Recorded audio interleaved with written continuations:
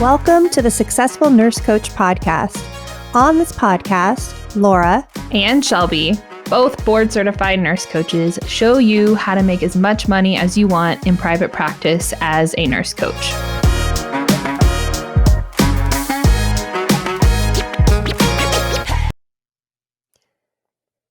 Welcome to the Successful Nurse Coach Podcast. Today is just me, Laura. I'm recording this on January 1st, 2024. I think this is going to go out next week for you guys. And let me tell you that I am already starting to feel the hope of the new year. I underestimated the stress of the holidays as much as I wanted to slow down and to chill and to eat with my family, which we all got COVID and that's not what happened. There's a part of me that was so excited to be back at the gym. I started 75 hard today, which always makes me feel incredible. And for those of you that don't know what 75 hard is, I talk about it a lot. It is a mental toughness challenge that was created by Andy Frisella. And there's free Facebook groups that are incredible. There's a podcast that's incredible. And essentially for 75 days, you have to do 2 workouts a day, 45 minutes long each, one inside and the other one has to be outside. You can also do both outside. You have to drink a gallon of water a day, follow a diet of your choosing, and have no alcohol. For me, my diet's going to be, it's pretty funny. Meat, vegetables, fruit, nuts. I'm allowing myself a gluten-free tortillas and some sweet potatoes, and that is it for 75 days.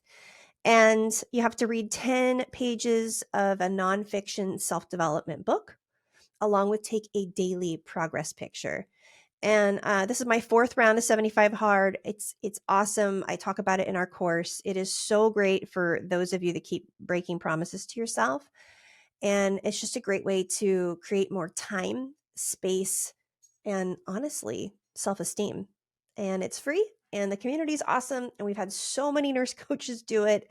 If you want to join me there, you can join me there. But anyway, before I jump into today's podcast, today's going to be 2024 strategy and like creating a plan. And strategy is something that we offer our clients, and strategy is something that shifts and changes all of the time. And it's something that people hire us for. We have had a strategist, we have a business mentor. A lot of what we pay him for is his perspective and point of view and his wisdom in helping us achieve our objectives. So today we're just going to talk about, for the nurse coach in their first 1 year, 2 year, 3 years of their practice, what does strategy mean? What does it look like? And how can you create your own to set you up for success?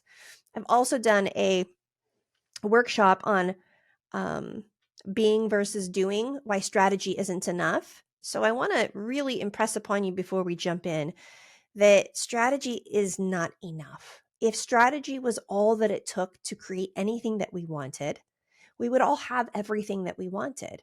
And I'll give you a really great example of this. If you want to be really lean, then you can look up a plan online that gives you exercise and diet that will make you lean. And then you just have to follow the strategy, right? Yeah, but we all know it's more complicated than that. That's why people hire coaches, because we're human beings having a human experience. So strategy is the how, and then our being, or our consciousness, our who we are. That's the who, and you need both. But today we're going to really focus on strategy, and I love strategy. I'm a very, very linear thinker in some parts of my brain, and strategy just scratches that itch. And so we're going to dive into what strategy is, the different components of it. And hopefully by the end of this podcast, if you're able to sit down with a piece of paper and a pen, you can probably create your own strategy. Okay.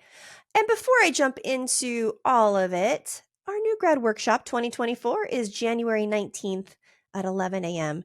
We're going to be doing something different. We're going to mix it up. If you're a newbie, if you're insert, if you've just graduated, if you are have graduated but haven't started, or you just want some community, it's free.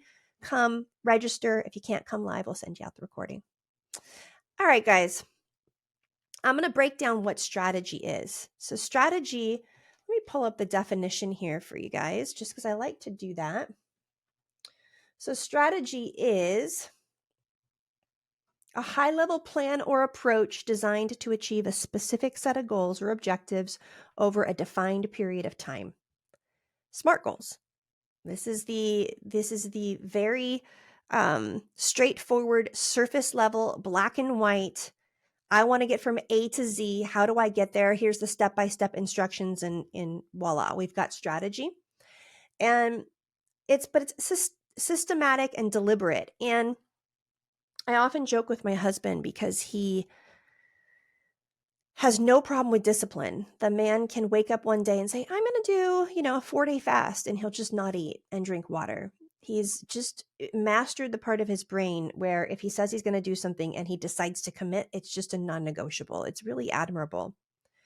Where I poke fun at him is the strategy, because often I'm like, okay, that's cool, but why? Why are you doing it? And a lot of times he doesn't have a really well-defined reason why he's doing something. So strategy is the why behind whatever it is that we're doing. And nurse coaches in their first year often don't have a strategy, and they're unaware that they're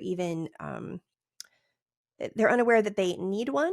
And when they create one, they often pivot because of feelings before the strategy can work. So we give awesome strategy, different strategies for everybody. And some people can implement them and some people cannot. And the people that cannot, it's usually because the strategy that we create, A, it's not correct and we need to change the strategy.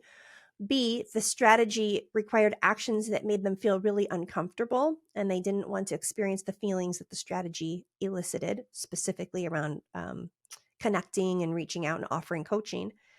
And the last one is that you create a strategy, you give it 2 days of try or a week-long try, you get some no's, and then your brain says it's the strategy's fault, and we don't give a strategy enough time.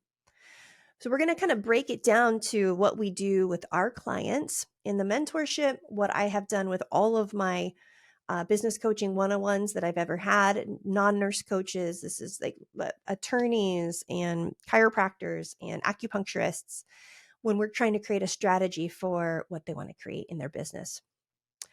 First part is analyze your current situation. And what I love about our community is that we're holistic. And so we know how to do a holistic assessment of ourselves. So, how is your health currently? Rate it 0 to 10. How are your relationships? 0 to 10. How are your finances? 0 to 10. Kind of do the life coaching wheel of life and just check and see, where are we starting from this month? And by the way, for this particular podcast, we're just going to use a 30-day strategy as the framework. You can do a 60-day, a 90-day, a year, a 10-year, right? Strategy can go over big periods of time. But I want to chunk it down to 30 days. I think that 30 days can be really helpful in the life of a new entrepreneur. I think going much bigger than that can get overwhelming. We can have intentions for the year. We can have intentions for 5 years. But as far as strategy, the more practical, black and white, step by step, we're going to use 30 days. So when you're, today's January 1st, if I were to sit down and create a strategy for my business today, I want to assess myself because, and I'm going to give you a great story around this. We need to know where we're starting. How much time do we have? How much fun have we been having? How is our relationship going with our significant other? How is our health? Just getting a feel for where we're starting and taking that into consideration, because perhaps part of our strategy will not be business related. I mean, likely there's going to be parts of our strategy that are taking other things into consideration. If your health is a 3 out of 10, we might have the strategy of doing a few tiny things in your business, but the rest of your business strategy is lifting up your health. In our mentorship and in our programs, almost every single one of my clients has been instructed to take time off from building their business throughout the year because something gets out of balance and it's just not the next right move. So that's strategy as well. Knowing when to hold them, knowing when to fold them. right? Like knowing when you have the capacity to move forward and knowing when you don't is all part of strategy. Recently, our mentor supports us in this app Telegram, and we have access to him, 7 days a week. He'll answer anything, give us advice. He's kind of there for us on demand. And then we meet with him once a quarter for a live call, which can be really helpful to flesh out bigger things. But I'm in this group with this other community, and everybody in there has a 7-figure business. So these are entrepreneurs in their 5th through their 20th year of business. They're not newbies. And when we were talking about strategy for 2024, across the board, and I'm talking like 30 different responses, most of it had to do with their spirituality, their health, their relationships, their lifestyle, their values. So it was like they innately knew that if I focus 100% on these other areas of my life, my business is going to rise and change. And it's like that realization that we're holistic, that we're not this compartmentalized thing. I was really blown away by that. And it was such an elevated conversation. And I really appreciated that. And, nurse coaches, we get there earlier. I don't think we have to wait 5 years to get burnt out twice. We're not selling tires here, right? We're selling transformation. So we're familiar with holistic assessment.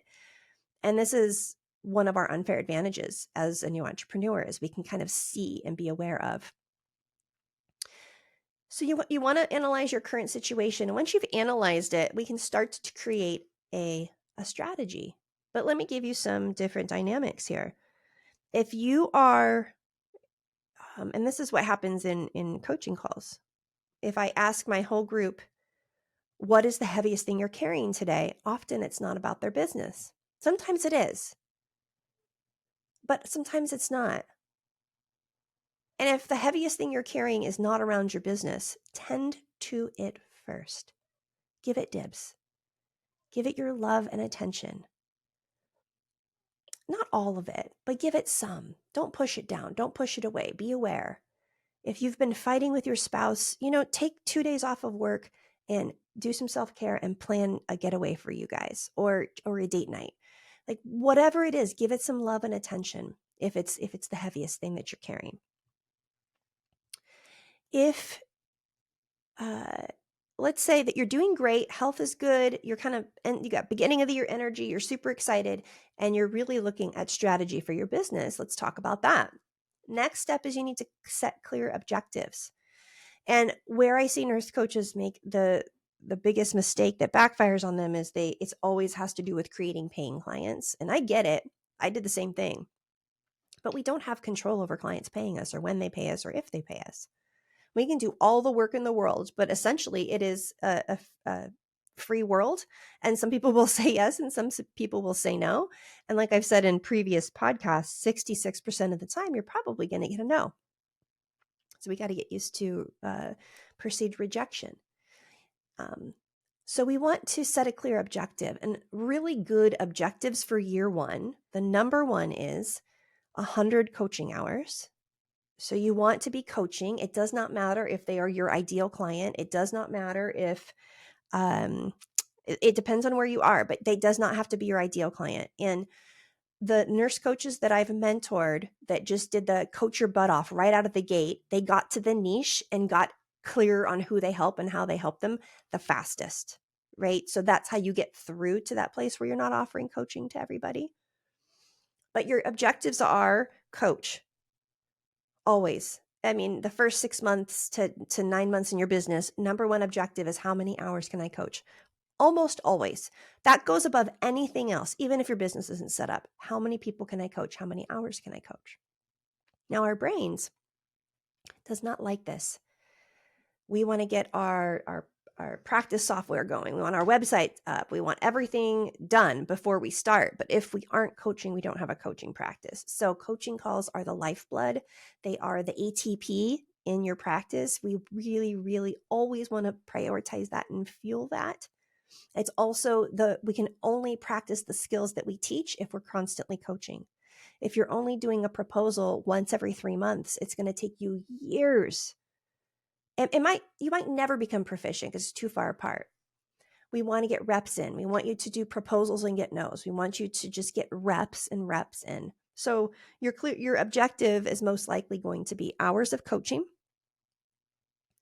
Other objectives could be on your business basics checklist, getting things checked off, making sure everything's in order, getting things organized. Those are all really helpful too, but we really want to prioritize making sure that you have coaching calls on the books.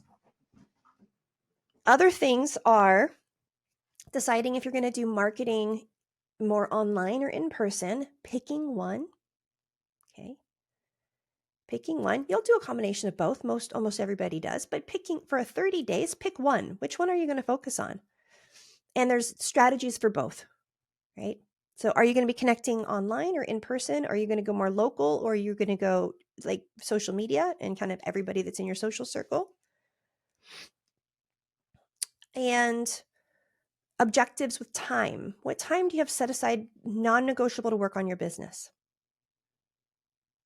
And where is the best place to do that? Is the best place to do that at home? Is the best place to do that at a coffee shop? So creating a schedule for how much time you're going to be working on your objectives is a great objective when you're creating strategy. And so a great intention could be, I'm going to invite 100 people into a coaching conversation. That's like a great objective, like really, really, really good. Not, I'm going to get 3 paying clients. You see the distinction there. Okay. Once you've set your clear objectives, have it written down somewhere. You've got 30 days to pull this off, and I want you to look at your time and your capacity. Do you have any kids' birthday parties? Are you traveling? Is your partner going to be gone? Do you have a dog that you need to take to the vet? Like, just get an idea for what the month looks like. Is this month going to be a slow walk, or is this month going to be a sprint? Just from first glance, we know things will shit hits the fan and it changes. But just to get an idea, what pace are we prepared to commit to this next 30 days? We can do anything for 30 days. And when we chunk it down like that, it's so cool. Other objectives can be for visibility. You're going to do, let's say you're going to do 20 posts. You're committing to 20 posts just to learn how to do it. That's an awesome objective. You're going to read 10 pages a day of a coaching book that's going to help you with more of your skills. And we give a lot of our clients books. That could be part of your objective. We don't want to prioritize those things over the connecting and inviting. I know this is pretty, it's like beating a dead horse, but that's why we say it so much, because it's just so important. It's so simple and so important. But you could have some other objectives, and then develop a 30-day plan. Now, part of this plan is going to be the steps of the plan, the tactics, like how you're going to do them. Are there any skills that you need that you currently don't have to do any of the steps? And so skill set when you're a newbie is there's a huge learning curve. So one of your objectives might be setting up your practice software platform, whether it be Practice Better or Cohere, getting that set up, scheduling your onboarding calls. That's something that you could commit to. Saying, I'm going to watch all the videos and do all the things so I know how to use this software in the next 30 days. That's a great objective. And that would fall under the skills category. And then, is there any resources that you need that you don't have? And ask your coach, right? Like, or ask our community. Even if you're not our client, ask our free community. If you're going to be doing a workshop locally and you're thinking where, ask the community. Say, for those of you who've done in-person workshops locally, where did you have them? And you'll get like 20 people will tell you all the places that they've done. So we have so many resources in this community that if there's anything that you need, just ask. Don't try to figure it out on your own if you don't have to. And then ChatGPT is awesome too. If you are using ChatGPT will give you a bunch of options. So you get really resourced. And then as we've developed this 30-day plan, we got to figure out how we're going to allocate resources. So I'm going to give you some examples here. Resources are things like time, money, and maybe delegating. And a lot of times, I'm going to speak about our female nurse coaches just because it's the primary part of our community.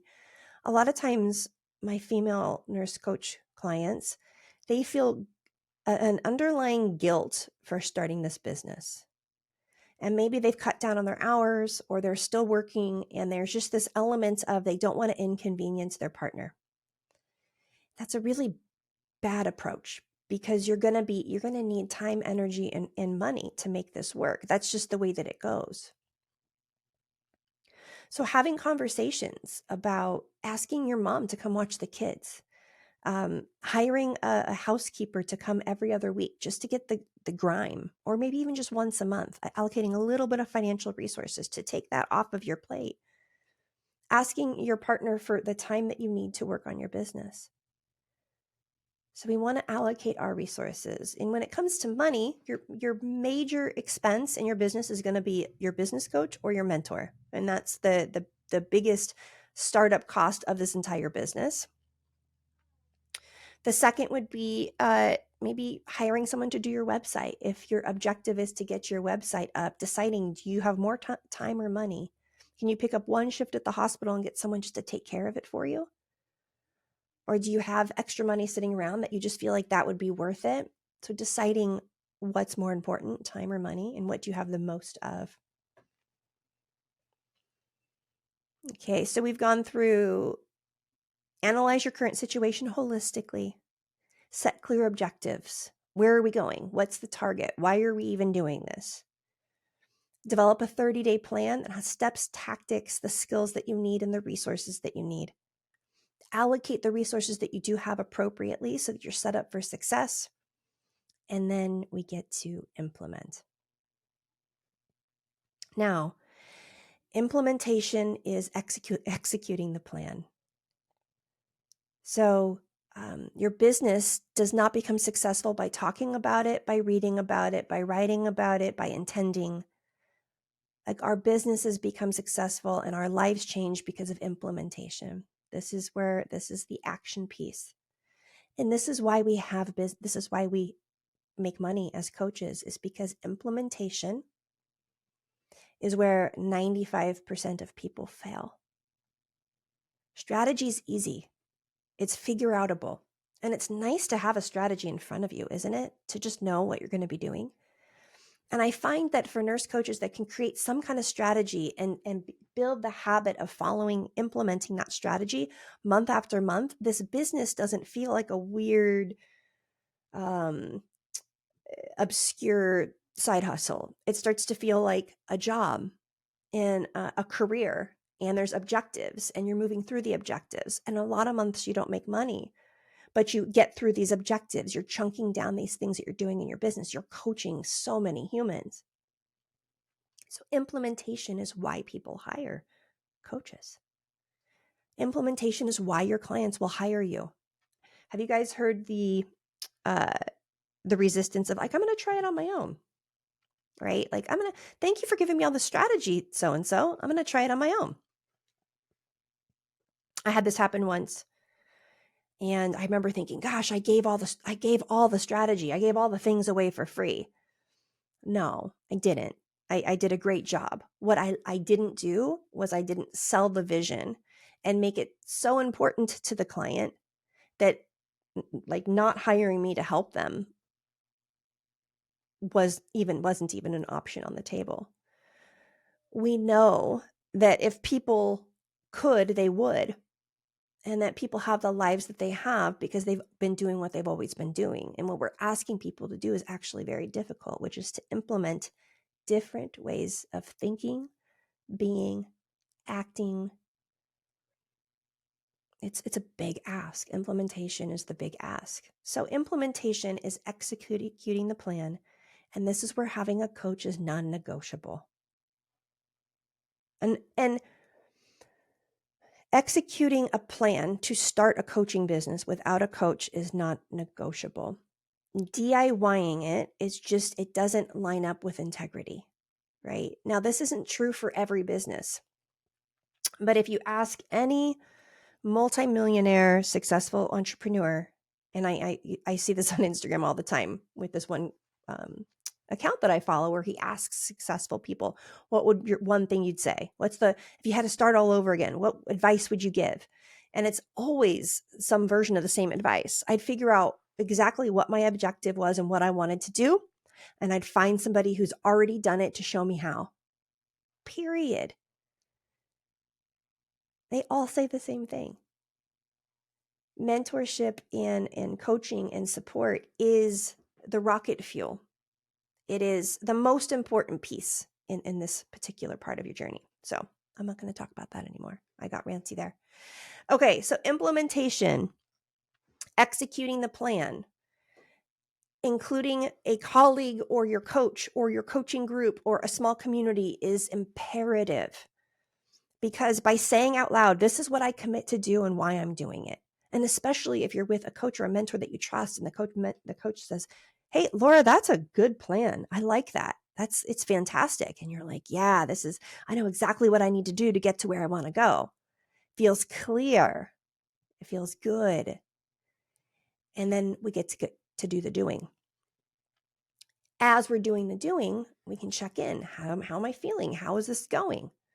And this is where checking with someone you trust before you change strategy, because 99% of the time it just hasn't been long enough. You haven't tried the thing long enough to really get enough data to know. Or perhaps what you're doing, I see this all the time with people who say, well, I've invited everybody and nobody is ready to commit. Everybody's just not ready to make changes in their life. When I hear those things from clients or from our community, I'm immediately curious because A, it's not true, because people are hiring coaches left and right everywhere in my community. So I know there's people out there who are hiring coaches. But I'm often curious, well, like, who are you reaching out to? How are you? What's the approach? And what state are you in when you're doing it, and why are you doing it? Because if you're reaching out to people because you want to create 3 paid clients, a lot of them are going to smell that. If you're reaching out to people because you want to be a better coach and you want to serve your community and you're building a word of mouth practice on with referrals and word of mouth, and you want to serve and you want to give, and you're feeling centered and grounded, the same message hits differently. So a lot of times a good mentor, as you're implementing, can check in and be like, hey, let's do a gut check here. When you're sending these messages, where is it coming from? Can we work on your being before you do so that we make what you do a little more potent? Could we try this? Could we try voice memos instead of email? Could we try following up? We haven't done any follow-up. So a good mentor, as you are implementing your strategy, can tell you when it's time to pivot. It takes all the questions out. You just have what you need to do in front of you instead of worrying about what you should be doing. I always use personal training as the big comparison here, because when you show up to a gym with a personal trainer, you show up, you're dressed, you have your water, and you don't have to think about what exercises you're going to do. Your trainer says, do this 3 times till failure. And then all your energy just goes to doing the thing 3 times till failure. Instead of you thinking, oh, I don't really want to do that machine. Oh, what if I'm not doing it right? Or that really hurts. I didn't like it last time. Right? Like all the chatter. It exponentially happens. It exponentially happens when we're starting our business, because of the way that the actions that we take can make us feel. And I recently had this happen to me, and I said, oh gosh, I have to do this thing that I've committed to do in my business. And then I did this thing, and then it made me have these feelings, which I haven't felt in a long time. And then I don't want to do that thing. And I immediately thought of you guys. And I have so much compassion for us when we're implementing a strategy that sounded really good, we were pumped about with our mentor. We got a plan. The next 30 days are going to be awesome. And then we start to implement it. And then we have thoughts and feelings, and it doesn't feel good. And immediately the brain's like, it's just not a good strategy. We should change directions. Or, well, you're really stressed right now. Like, let's just keep postponing it, right? Postpone. So strategy is the map, and then implementation is the commitment to keep walking it, whether it's a few steps, whether it's running, whether it's racing. It's the roadmap. So I would say, strategy changes in year 2. I'll talk a little bit about year 2.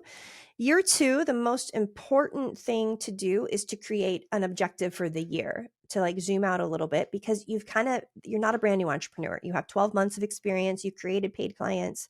You kind of know what you're doing, and you get to zoom back out and create your year-long objective. And then we break down that year-long objective we chunk it down into 30-day steps. So it kind of looks different. We back engineer it, I would say. And a lot of time, year 2 strategy is going to be around marketing and around operations, how like creating systems, making the business side of your business run more smoothly, require less work, systemizing, using tech to be able to have massive impact quicker with your marketing. So it's way more strategic in year 2, from a different perspective. I think year 2 is where you probably need more strategy than coaching. In year 1, you need more coaching than strategy. And then in year 3, you have a strategy, and then you need more coaching. Isn't that interesting? Because you're changing your self-concept. It's shifting again. So we kind of go back and forth between needing like deep coaching and needing really solid and great strategy from someone that we trust. All right. The last part of this process is evaluation. And I did a podcast, it's number 72 on this. And I'm going to link it in the show notes for you guys, along with the notes of all of this. But evaluation is at the end of the month asking 3 questions. What worked? What didn't? And what did I learn before we create another strategy? Right? So if we're trying to get from A to Z, and for 30 days we follow a map, is it still the correct map for the next 30 days? Or do we need to change a couple of things? Maybe the next 30 days, it's more of a marathon. We're going to slow our pace because we have other things happening in our life. You see what I'm saying here? So we create strategy based on at the beginning of each month. And in the mentorship, we prompt you on this. We do a monthly goal setting, and we kind of get some metrics, and it's just a way for us to have it on paper what's happened throughout the year. Every 30 days, you're prompted to kind of do this. And for those of you in private practice, creating some system for you to create 30-day strategies can be so helpful. And I love it. I absolutely love it. For a while there, Shelby and I were offering one-on-ones to people after the holistic goal setting workshop to help with this, because it doesn't take a lot of time with the right person to really solidify a strategy. And once the strategy is clear and clean, we can make amazing forward momentum when we're going in the right direction. This was a very unsexy podcast. I like the deep, mushy, spiritual things, but I also love strategy. I really do. I love spreadsheets. I love systems. I love checking off boxes. I love the dopamine that I get from being complete. When I'm done recording this podcast, I'm going to mark it off my to-do list for the month. That feels fantastic. And what I think strategy can do for a lot of nurse coaches is it keeps the healthcare charting thing alive, right? Like if strategy is charting on our practice, that's really what it is. And I think that all of us enjoy that. And when we get doing this nurse coaching thing, we feel like we don't have that anymore, and it can start to feel really wobbly. And this is the more black and white, like your tracker, your spreadsheets. These are the kinds of things that can make us feel like we're still moving forward, even when we're doing all the mushy gushy stuff. All right, guys. Well, Happy New Year again. And come hang out at our free new grad workshop on January 19th. It's at 11 a.m. and you can register in our Facebook group. I'll also put the link in our show notes that you can register there. And have a fabulous rest of your day.